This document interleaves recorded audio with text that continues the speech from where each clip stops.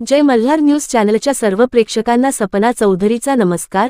नंदुरबार जिल्ह्यातील रोजगाराच्या शोधात स्थलांतर होत असलेल्या कुटुंबांना आता कुठेही रेशन घेता येणार आहे। केंद्र सरकारने one nation one ration card योजनेमुळे स्थलांतर झालेल्या कुटुंबांना फायदा होणार। जिल्ह्यात 3 लाख शिधापत्रिकाधारकांना फायदा होणार आहे।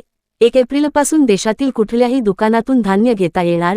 केंद्र सरकारने one nation one ration card योजनेअंतर्गत आता नंदुरबार जिल्ह्यातील शिधापत्रिकाधारकांसाठी देशातील कुठल्याही रेशन दुकानातून धान्य घेता येणार आहे। त्यामुळे गाव, तालुका किंवा जिल्हा बदलला तरी रेशन मिळण्यात अडचण येणार नाही। या नव्या निर्णयामुळे स्थलांतरित मजूर आणि शहरांमध्ये कामासाठी जाणाऱ्या कुटुंबांना मोठा दिलासा मिळणार आहे। तसेच रेशन दुकानांवरील धान्याचा कोटा वाढवण्याचाही निर्णय सरकारने घेतला आहे। नंदुरबार जिल्ह्यात सध्या सुमारे 3 लाख शिधापत्रिका असून लाखो नागरिक या योजनेचा लाभ घेत आहेत। One nation one ration card योजनेमुळे लाभार्थ्यांना कोठेही कधीही रेशन घेण्याची सुविधा उपलब्ध होणार आहे।